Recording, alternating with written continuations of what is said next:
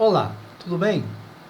Ontem, dia 24 de novembro de 2015, ocorreu um terremoto no Peru, na região fronteiriça com o Brasil, em particular com o estado do Amazonas.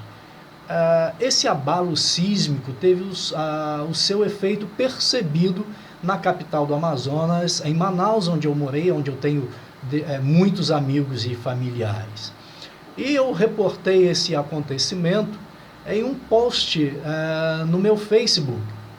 E esse post foi merecedor de alguns comentários de pessoas muito bem intencionadas que emitiram ali a sua opinião, linkando esse episódio, o acontecimento deste fenômeno, com os sinais narrados no capítulo 24 de Mateus, como sendo, então, os sinais da volta do Senhor Jesus. Eu, particularmente, tenho uma outra interpretação quando leio este capítulo 24 do Evangelho de Jesus, conforme escreveu Mateus. O fato é que, neste capítulo, o Senhor Jesus discorre num longo discurso acerca de assuntos realmente escatológicos. Mas, na minha leitura e sob a minha ótica, quando eu leio, o que eu percebo, por exemplo, logo no início, no verso 6, ele fala de pestes, de doenças, e as pessoas imaginam ou já colocam isso também como sendo sinais dos tempos, mas no próprio texto o Senhor Jesus deixa claro de que isso não é o fim. Na sequência do texto, lá nos versos 7 e 8, ele fala que haverá guerras, rumores de guerra e terremotos em vários lugares. Mas ele não afirma que isso é o fim. Ele afirma que isso é o princípio das dores. Ora, na minha concepção e no meu entendimento, o princípio não pode ser o fim. No verso 9, o Senhor Jesus ainda discorre sobre um outro acontecimento que haverá, que seria assim uma espécie de perseguição a pessoas, à igreja pela fé, e que eu prefiro comentar em outro vídeo, em outro post, que eu tenho também algo interessante, pelo menos da minha parte, para expor, para dividir, para compartilhar com as pessoas. Mas quanto aos fenômenos, por exemplo, terremotos ser o sinal do fim, na minha concepção fica claro, desde o início, o Senhor Jesus dizendo que não é o fim. Pelo contrário, vai discorrendo depois desses fatos outras coisas que sucederão, até chegar no verso 14, onde ele diz: e para mim, aí sim, é uma condicional e que nós deveríamos estar mais atentos do que a fenômenos físicos, a pestes, fomes, terremotos, guerras, essas coisas.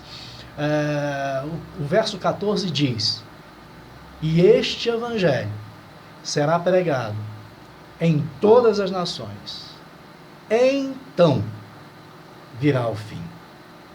Ora, eu creio que nós, crentes no Senhor Jesus, ao invés de estarmos medindo o tempo, preocupado com os sinais que a natureza pode dar, ou de fatos que podem acontecer, que levariam ao entendimento da volta iminente, que fato é que a volta do Senhor Jesus é iminente, mas eu não creio, eu não consigo assimilar a ideia de que esses sinais físicos sejam de fato sinais ou mostras, ou prevenção, anúncio ou prenúncio da volta do Senhor Jesus. Até porque nesse mesmo texto, logo na sequência, ele diz que do dia nem os anjos, nem o Filho sabem, somente o Pai. E eu gostaria que, na verdade, nós, que somos cristãos, que cremos na real, verdadeira e iminente volta do Senhor Jesus, nos atentássemos mais para esse verso 14, onde ele diz: e este evangelho será pregado em todas as nações, em testemunho dele. e então virá o fim. Nós que temos sede, temos vontade, temos anseio, temos saudades, como diz a canção, saudades de Sião, saudades do Senhor Jesus, vontade de estar com o Senhor Jesus, nós devemos então cumprir aquilo que ele mandou e que, na minha ótica, por esse texto, seria a condicional, sim, para a volta do Senhor Jesus, que é a propagação do Evangelho do Senhor Jesus. Como Pedro diz, que o Senhor não é tardio na sua volta, mas pelo contrário, é longânimo, porque ele não quer que ninguém se perca. Esse Evangelho será pregado em todas as nações.